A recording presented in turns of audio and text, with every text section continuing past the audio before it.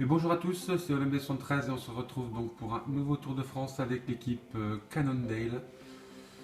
Donc j'ai longtemps hésité hein, avec Meyer de Orica.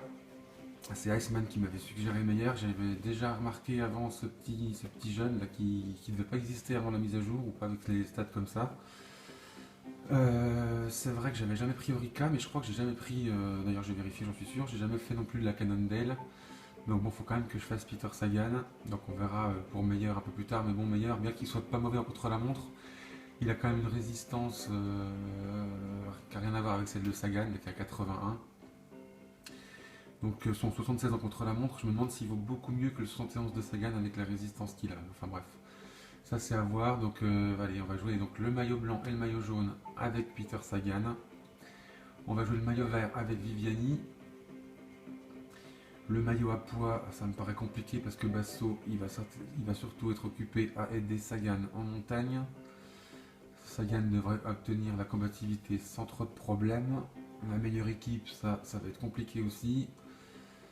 Et donc voilà pour les objectifs majeurs. Donc j'ai changé un petit peu l'équipe, hein. Il y en a quelques-uns qui sont bien meilleurs en statistiques générales. Mais là j'ai quand même pris quelques coureurs pour pouvoir faire le contre-la-montre par équipe, pour avoir au moins 4-5 coureurs à 71. 69, 68, voilà, pour pas trop être à la rue. Parce que sinon il y avait Sabatini, mais c'est un sprinter, donc j'ai déjà assez de Sagan et Viviani. Sarmiento, il est pas trop. Non, je veux dire, il est pas trop mal. Il est pas trop. Sa note générale est pas trop mal, mais il est nul partout en fait, hein. Enfin, il est pas terrible du tout, sans résistance en plus. Il a juste une bonne récupération finalement. Aido, c'est encore un sprinter. Voilà, et après ça se vaut. Donc du coup, j'ai privilégié le contre-la-montre par équipe et surtout les stades d'endurance et de résistance. Voilà, donc voilà mon équipe. Ensuite, la stratégie générale, donc c'est évidemment avec Sagan de gagner le plus de temps possible dans ces deux étapes-là, étape 2 et 3, pardon, pour sortir de Corse avec une belle avance. Donc l'étape 1, je ne vais pas faire grand-chose, déjà pour que Sagan et toute l'équipe, pour que Sagan soit en forme dans l'étape 2 et 3, et que toute l'équipe soit en forme pour le contre-la-montre de Nice. L'objectif c'est d'avoir au moins un quart d'heure d'avance après l'étape 3 avec Sagan. Et si là, il y a quelqu'un qui peut prendre une belle avance, ça peut éviter à Sagan d'être maillot jaune à l'étape 2 et pourquoi pas d'attaquer encore plus à l'étape 3. Donc ça, c'est à voir. C'est pour ça que l'étape 1, je ne vais pas faire grand-chose. Donc comme il va surtout y avoir le sprint final, je vous parle surtout de ma stratégie globale. Ensuite, la Marseille, il y a moyen de regagner un petit peu de temps. Ça, c'est pour Viviani. Montpellier-Albi, c'est compliqué de gagner du temps, mais on peut essayer quand même de faire quelque chose, quoique il faut s'économiser pour les deux étapes des Pyrénées qui arrivent derrière. Donc je pense qu'Albi, ça sera pour une échappée à voir qui, selon la forme. Là, il y a moyen de limiter quand même si ça attaque pas trop dans leur catégorie, faisant une bonne descente, puisque ça gagne quand même une super stat en descente à 81. Avec une belle descente et attaquer la dernière ascension avec un petit peu d'avance, la dernière ascension qui est pas très très longue. Je pense que là, il y a moyen de ne pas perdre beaucoup de temps, voire pas du tout, à voir. Cette étape, c'est peut-être possible d'en gagner un petit peu en faisant une belle descente, si ça attaque pas trop tôt, en faisant bien les descentes. Là, il y a moyen de ne pas trop perdre non plus. Ça, c'est pour Viviani. Et donc, en gros, c'est possible de ne pas perdre de temps quasiment, ou quasiment très peu, jusqu'au contre-la-montre, où alors là, par contre, on va prendre cher par rapport à Froome. Puisque maintenant, oui, ça c'est mon premier tour avec la mise à jour. Donc l'ennemi numéro 1, c'est plus Contador, c'est Froome, qui est quasiment autant injouable que l'était Contador avant, je pense, hein. Enfin, on va voir ça, mais à mon avis, je sens qu'en contre-la-montre, il va quasiment battre Tony Martin. Et en montagne, il va être chaud chaud, donc ça va être compliqué de battre Froome quand même. J'aurais peut-être dû faire ce tour de France avec Sagan avant la mise à jour, mais enfin bon, on verra ça. Ensuite, deux étapes pour Viviani. À Lyon, il y a moyen de gagner encore du temps, voire pas mal de temps, parce qu'il y a souvent des chutes. Le Mont Ventoux, donc là, ça va être une catastrophe. Ça va être au moins 5 minutes de perdu, je pense. Gap, ouais, on peut reprendre un petit peu de temps. L'autre contre la montre va être compliqué aussi. Ça sent encore les 4-5 minutes de perdu. L'Alpe d'Huez, pareil. À moins que ça se regarde un petit peu dans la première montée de l'Alpe, mais bon, c'est pas trop souvent le cas quand même. Là, c'est à voir hein, selon la forme de chacun à ce moment-là, mais il y a peut-être moyen de faire, de pas trop perdre de temps. 1 ou 2 minutes, allez, on va dire. Et là, par contre, c'est beau, ça va être compliqué aussi, à moins de faire une attaque dans la descente du revers, à voir. Mais là, si c'est pour se retrouver tout seul dans le plat, c'est pas une super bonne idée, donc on verra ça. Et les champs, donc voilà la tactique générale. Donc c'est clair que le maillot jaune final pour Sagan se joue énormément dans l'étape 2 et 3 de Corse. Et donc on va attaquer ce tour. Allez, c'est parti. Donc je vais prendre... j'avais jamais fait gaffe que la flèche était double jaune là, quand on commençait le tour. Ça veut dire qu'ils sont en super forme, je suppose. Qu'est-ce que je voulais dire? Je prends donc Viviani, qui va jouer le sprint intermédiaire et la victoire finale, et les autres, ils vont se contenter de suivre. Donc ça va être assez rapide comme résumé d'étape. Et là, donc, je vais prendre un tout vert. Ça, j'ai jamais essayé. Je peux peut-être essayer Viviani à la fin. Je sais pas si c'est une prise super rapide ou pas. Il n'y a pas vert et rouge. Un petit vert et rouge, ça serait bien. La prise super rapide. Ouais. Allez, je vais essayer ça, puis j'essaierai de partir beaucoup plus tôt à Viviani et de lui faire prendre ça au kilomètre. Allez, on va essayer, on verra bien. Voilà, 200 et quelques kilomètres, 212.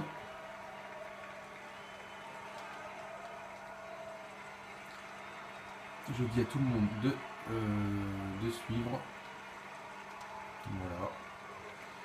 Reçu 5 sur 5. Et là, je vais lancer directement une simulation jusqu'au sprint intermédiaire. On va voir s'il y a beaucoup d'échappées.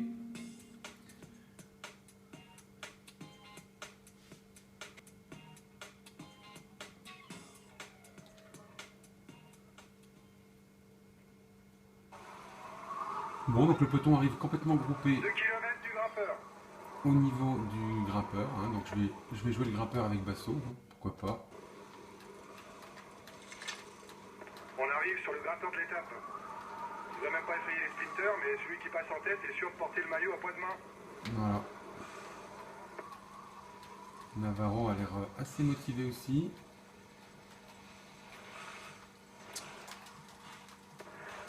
Ça attaque.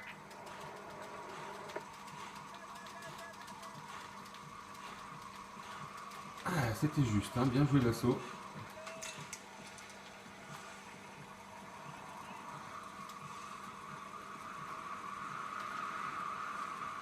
Ah, mais qu'est-ce que je fais?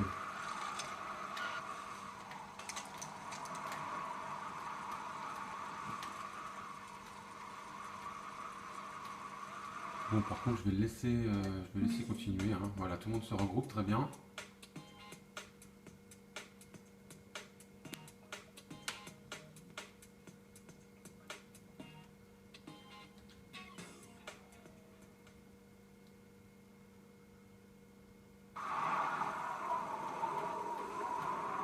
Le peloton roule fort. Restez bien placés, les gars. Voilà, donc il y a juste Navarro qui est reparti en solitaire et qui a maintenant 5 minutes d'avance. Et là, on va arriver au niveau du sprint intermédiaire, donc avec Viviani.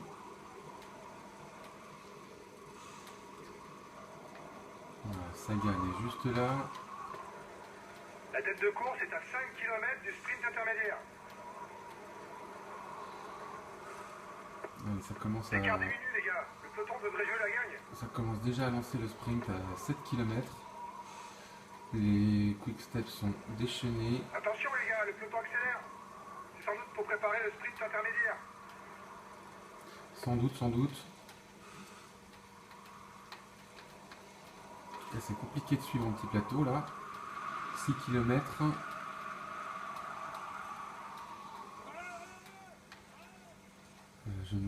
Je ne trouve pas une bonne roue à suivre, qui est la Cavendish, ben voilà.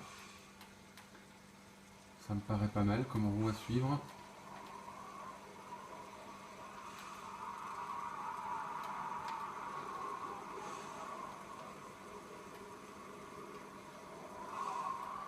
Donc le premier maillot vert se joue en partie ici et à l'arrivée évidemment. Allez, 3 km 4. Degenkolb et les Argos sont pas mal placés aussi.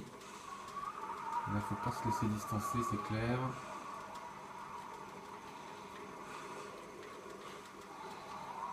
À 2 km de la ligne. Voilà le vainqueur des sprints intermédiaires. Oh là là, je me suis laissé complètement surprendre là.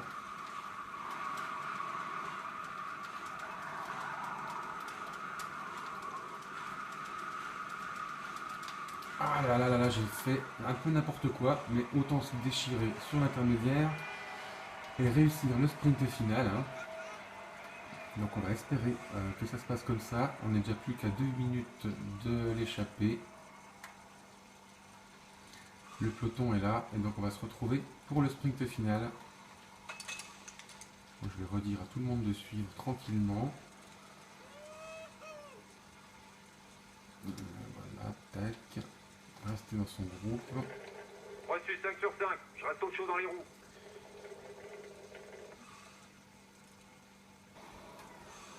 Voilà, on se retrouve à 15 km de l'arrivée avec Viviani, donc je viens de ravitailler un petit peu tout le monde. J'ai testé le ravitaillement rouge, là, donc c'est pas la peine d'y penser.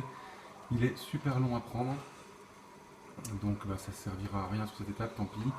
Là, ça a méchamment accéléré hein, depuis un petit moment. Donc vous voyez les barres vertes, regardez Basso par exemple, il a pris cher, Koren. Sagan, même Sagan a une barre jaune qui a bien diminué. Donc je vais leur redire de bien se mettre dans les roues, parce que c'est pas la peine qu'ils attaquent comme des maboules. Reçu 5 sur 5. Je reste au chaud dans les roues. Voilà, là Viviani, donc j'ai 11 km pour bien me placer, bon là c'est déjà le cas. 10 km de l'arrivée pour les hommes de tête. Par contre, faut pas que je fasse la même erreur qu'au sprint intermédiaire, où j'avais pas du tout réagi. 1 km 3, je me suis dit tiens, il y a un sprint. Donc là, je vais être un peu plus attentif. Il y a quand même un groupe l'attardé, hein, qui était très nombreux. Alors, on va faire le point dans ce groupe, là, ils sont 53. Donc j'avais quelques équipiers. Et on a donc Kinzet. Il vient de tomber. Je pensais Il à risque de perdre du temps en général. Je pensais à Quintana, mais c'est pas lui. On a quand même Kessiakov. Chute collective. Ça risque de provoquer des cassures. La chute collective maintenant. Bref, il n'y a personne d'autre, mais alors cette chute collective là. Est-ce que ça a fait encore une autre cassure? Eh ben oui, Kirienka, Bardet. C'est la chute de Tendam, ouais. Donc ils sont 30 secondes derrière. Non, ils sont une bonne minute derrière. La tête vient de passer par 5 km. Donc finalement, des petites surprises quand même sur ce. Bon, pas rien de bien méchant, hein. C'est dommage qu'il n'y ait pas Froome attardé. Ça aurait été beau. J'essaie de les faire tomber d'ailleurs. C'est qui ça? C'est Boasson. Bref, je discute et on est à 4 km et je suis de nouveau mal placé. Donc là, il faut que je remonte. 4 km, ça va arriver très vite. Et là, ça roule. Hein. J'ai des équipiers qui roulent, là, je sais pas trop pourquoi. Sagan, il va faire le sprint sans que je lui dise. Je le sens bien comme ça. Viviani, il se crame rien que pour suivre un petit plateau. Donc là, ça craint.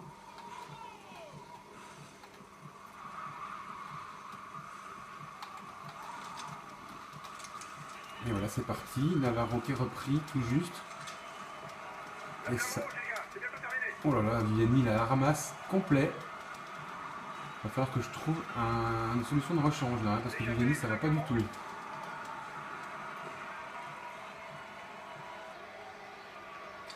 Voilà donc Basso qui prend quand même le maillot à poids.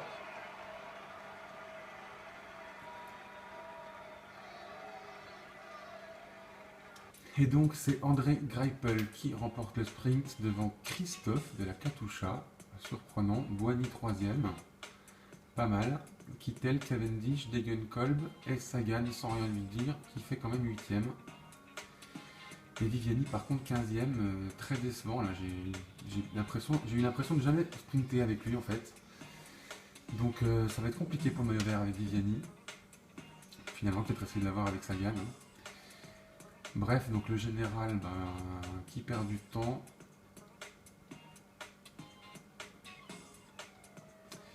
Pas grand monde, hein. Kirienka, Bardet, Vichot, Riblon, Tendam. Je vérifie qu'il n'y ait pas une grosse surprise quand même qui m'est échappé. Ah bah tiens, le petit Meyer à 4-0-1 avec Kessiakov. Et ça sera tout. Il n'y a pas de favori, c'est dommage. Oh Mallory, salut Mallory. Voilà donc, voilà, de toute façon cette première étape où il ne s'est pas passé grand chose. Et les choses sérieuses vont commencer à la prochaine étape avec Peter Sagan qui va rentrer en scène. Donc je vous remercie d'avoir suivi cette étape d'introduction on va dire et je vous dis à très bientôt pour la suite. Ciao ciao.